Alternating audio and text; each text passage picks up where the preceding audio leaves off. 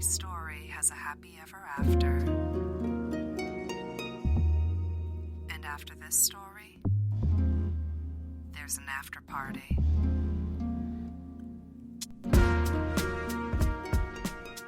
Hello, and welcome to Happy Ever After Party. I'm your host, Sam Logston.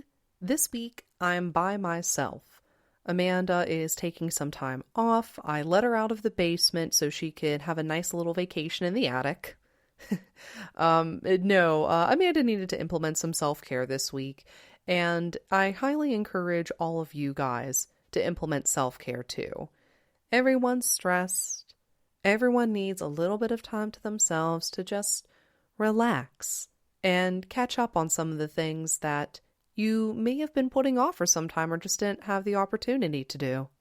And that's actually what I'm doing today. This isn't going to be a very long episode, but it is going to be a catch-up of things that I need to talk about with you guys. Think of it like a spring cleaning episode. We're going to be talking about merch. We're going to be talking about another podcast. We're going to be talking about a movie I saw recently that I can't get out of my mind. And I'm going to finally talk about my theory of Jessica Fletcher. This is important because I've been watching Murder, She Wrote nonstop. I had a theory a while ago about her, and now I think I can finally talk about it. But first, merchandise. As I've posted about before, Happy Ever After Party uses what the rest of Insensitive Network uses, Redbubble, for all of the t-shirts and the mugs and stickers and notebooks. And Redbubble has a lot of good quality products, and I do like using them. But something that I noticed early on was that they are somewhat limited in larger shirt sizes. So anything that's like a 2X and up, Redbubble doesn't always have the greatest of options for. So I'm going to be partnering up with a Pittsburgh company called Queen Tees. That's Kween Tees. Their official online opening is going to be May 8th, and they're going to be offering some pretty sweet discounts too. So that's about a week from now that we're going to see that, and I am very, very happy about it. Now, to my understanding, they're really only going to be using the Heap logo for sizes 2X and up, and that's just so we're not stepping on Redbubble's toes. I don't understand legal stuff. I leave that to smarter people who are good with analyses. But anyway, Queen Tees is going to be able to help out with people who need the larger sizes. And this is something that I've been wanting to do for a long time. Because first and foremost, fuck fat phobia. And second of all, you're going to want to wear what you want to wear. So I want to make sure that you have the sizes you need. It might also feature some totes in the future. I'm not going to make any promises on that, but I am going to post a link in the description to Queen Tees Facebook page so you can check them out. Again, Pittsburgh owned company. Brandon, who runs it, has created merch for a couple of other folks in Pittsburgh, especially in the drag community, and being able to have someone who cares about smaller artists being able to have their own merch is really cool. And I just love my city so much that, you know, to see the people do good in this community and to help support each other, I couldn't think of a better person to help me out in this situation. If I could give Brandon the reins to do all my merch, I would. But, you know, at the end of the day, this is something that I have to work with Insensitive Network, and the fact that they are letting me work with him for this little tiny chunk is pretty cool. So, you know, I'll be nice for right now. Matt from Insensitive Network has been super flexible with me, and the same thing with the tinfoil rabbit hole. He's very open to our ideas. He doesn't really try to rein in on any of our creative flow. So for him to kind of be open about these possibilities as far as business goes and us wanting to help support other people, I think is super important. So again, really big thanks to Matt and the folks at Insensitive Network, and really big thanks to Brandon with Queen Teas. Again, I will put the link in the description. I am also going to put a link to Dreadful Pennies Productions, because since we have an interest in Dreadful Pennies Productions now, this has nothing to do with Happy Ever After Party or Insensitive Network. This is something that I've created on my own. And because I am having some interest in it now, I do want to create monthly or bi-monthly content. So you'll get to hear me and Amanda talk about things that aren't Once Upon a Time. And who doesn't love that? But it'll be fun just because there's so many things that she and I have been wanting to talk about for a while, and wanting to dissect or just really rant about. Part of the reason why this is only going to be, like a 20-minute long podcast is because I don't have my partner in crime to bounce bullshit off of, and I miss that. If you want to head over to Dreadful Pennies Productions in about a week, we'll have some content up for you guys. I think the first thing that we want to do is kind of talk about the subjectivity of what makes movies good, bad, too good for their own good, or so bad they're good. I kind of think that, that's a very subjective topic, but I think for people who like to listen to us, to kind of understand what our definition of all those things are, I think kind of helps with our headspace as critics and, understanding where we're coming from when we talk about things that we either enjoy or really can't stand. And on top of that, I'm probably going to start doing a serial on there too. I already have a draft written, and this is going to be very cerebral. This is going to be, like an ode to the old radio serials that you would hear. Think like a combination of Star Trek and The Adventures of Priscilla, Queen of the Desert. And that's pretty much the serial that I am working on, and I'm not really going to extrapolate any more than that. Just because I'm having so much fun writing it, and I had the time to kind of craft something, I think it'd be interesting to hear what all of you think about it. And, of course, if it sucks, comment, let me know. I'm open to criticism. I am not an E.L. James. I'm not going to get into Twitter fights with you guys, partially because I kind of can't stand Twitter, but also, nobody is above criticism. No one. Even the authors and directors and actors that I truly love, they all do things that from time to time I really can't stand, and I really don't like this idea that just because someone does something you like means that they're above criticism. And that's probably something that me and Amanda are going to be talking about too, when we're just doing our Dreadful Pennies podcast.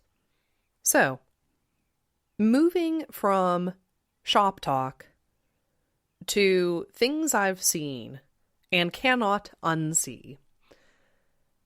I watched The Lighthouse recently. And for those of you who've never heard of it, it's a story set in the 1890s with two men played by Willem Dafoe and Robert Pattinson who are manning a lighthouse. They end up having no way out, and they slowly descend into madness. It's basically the Ren and Stimpy Space Madness episode at sea. And I loved this movie. I am going to throw a disclaimer though. If you want to watch it, this is a movie that doesn't answer your questions.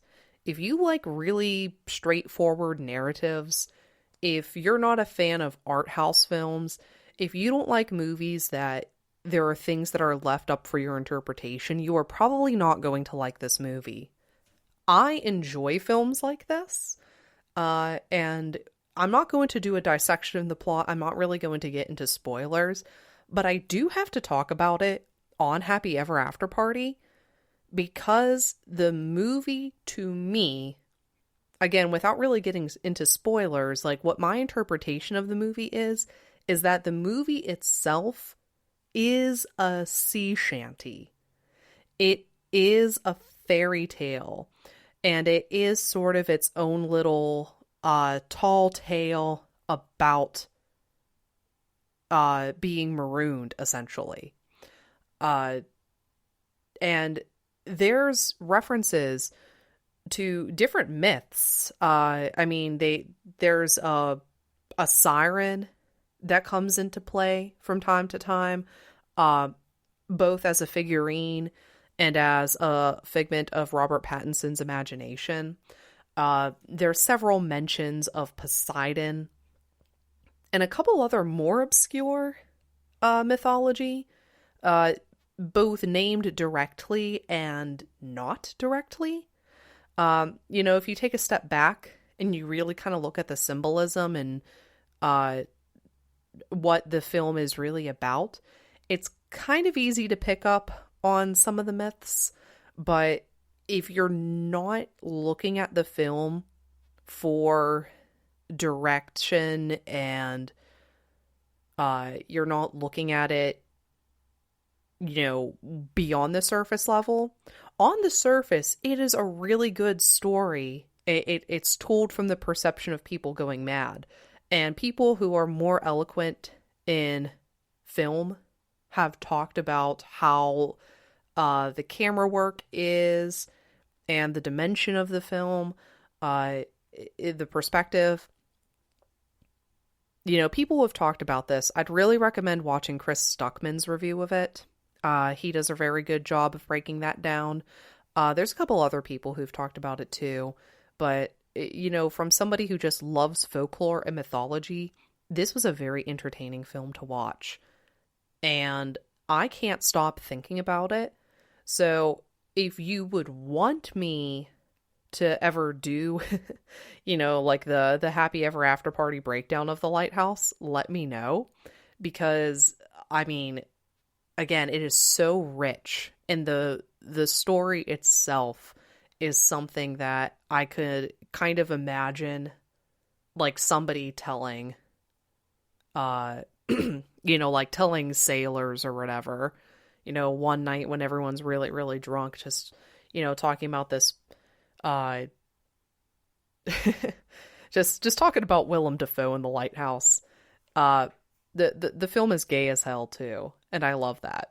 And I'm not saying that as like a joke or anything. It is intentionally homoerotic, and I think that that's something that people tend to look into too much. Like there was somebody who was talking about, and I'm sure people who know The Lighthouse know of the whole, "Wait a minute, you're fond of me lobster." Somebody wrote that like lobster was supposed to be like an other way for Willem Dafoe to be like, you want my dick, don't you? And Robert Pattinson's like denying it. And I don't think that that's the case at all.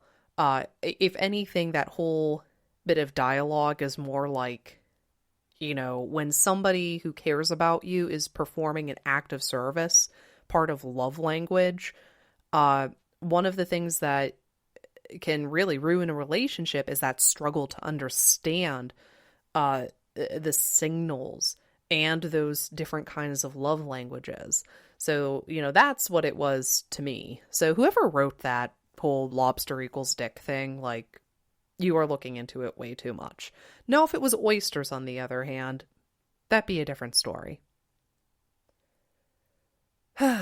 Well, I guess there's no other way to say this, but I think I have finally cracked the mystery of Jessica Fletcher having the ability to solve all of those murders And it doesn't involve her being the killer. I feel like I should explain myself. The year was 2015. Me and my friends were setting up a game of Twilight Imperium, and if you've ever played Twilight Imperium, it takes like half an hour to an hour to set the pieces up and figure out who's playing what, especially if you are getting a new board. There's so many pieces you need to punch out. So while we're setting this up, we're just talking amongst ourselves, and I had mentioned how I really like the show Murder, She Wrote. My friend Paul said to me, "Well, you know she kills everybody, right?" And this came as a surprise to me. I didn't realize that Jessica Fletcher had become semi-memetic, in the sense that the internet collectively decided, because of the combination of cheese-tastic 80s and 90s writing, that you couldn't just suspend your disbelief that she was able to figure out all of these things. It wasn't lazy writing. No. The reason why she was able to do all of this is because Jessica Fletcher was the murderer all the time. Now, at the time, I was like, wow, that's kind of mind-blowing. But you know what I always thought was that because Cabot Cove is in Maine, I just assumed that this takes place in the Stephen King universe. And my friend Paul and I, at some point, talked about doing a podcast where we talk about Murder, She Wrote, and kind of weave our personal mythology into it over time. That never came into fruition. And it's probably been since 2015 since I watched Murder, She Wrote. But if you've been listening to an Up Happy Ever After party, you know that I've been rewatching it. It's kind of my asthma. Let's cut to 2020. Before isolation happened, me and my partner watched on HBO The Outsider, the mini-series on HBO based off of the Stephen King book. Now, I have not read the book. I've only watched the mini-series. And this is going to be minor spoilers for The Outsider, but I'm going to try to not talk about it too much. I bring this up because if you are a fan of Stephen King, you know that anytime that, there's some sort of mystery going on, and it's hinted at being supernatural, that there is something supernatural going on. And that's just something that, you expect as a Stephen King fan. And the whole series is about a man who is accused of murdering a child. He has video footage of him being at another location at the same time as the murder. And other video footage puts him at the scene. So there's literally two versions of him existing at the same time, which is not possible. And the whole show is trying to unravel this mystery of how that's possible. And it does in fact turn out that that man was innocent, and there was something else that took over his form. And again, without really getting into spoilers of exactly what it is, there's a lot of speculation of entities that are similar to it. And one of the things brought up was a grief eater. A grief eater is essentially this negative entity that comes into the lives of people, and it doesn't just kill to eat. It hangs out long after the death of its victims to literally feed off of the grief of the family and perhaps subsequent accidents that happen because of how people are grieving, or suicides or other things like that.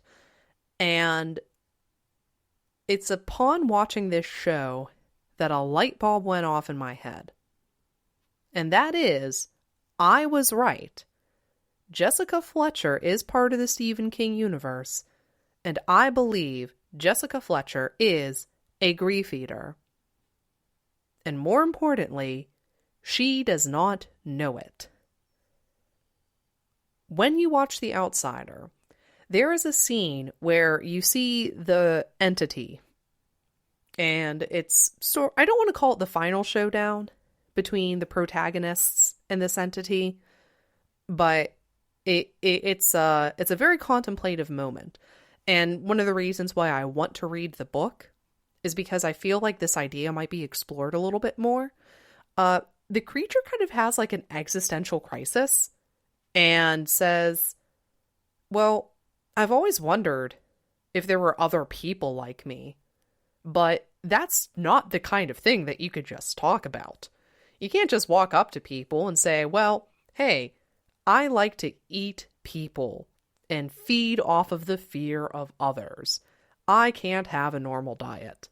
You know, do you ever feel like that sometime? Or are you able to do all of these supernatural things I can do? And that's made my life very lonely. And I thought about that and how kind of brilliant of a moment that was. It was nice. It was subtle. It brought about a lot of good questions. And then the show kind of ends the way a lot of Stephen King miniseries end.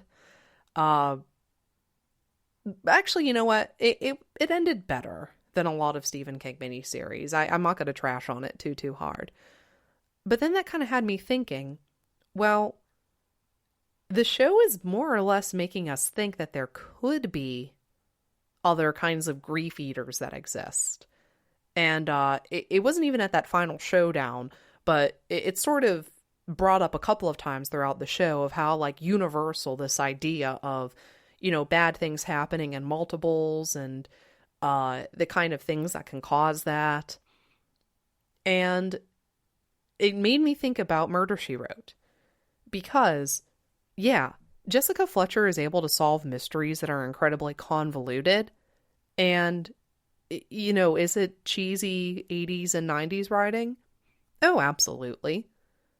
But I also think it's kind of fun to speculate that Jessica Fletcher could be a grief eater. Because think about it. If she didn't know she was a grief eater, first and foremost, she probably wouldn't have the compulsion to just straight up eat people. But she's always had an affinity for the macabre. This is something that people bring up to Jessica Fletcher a lot.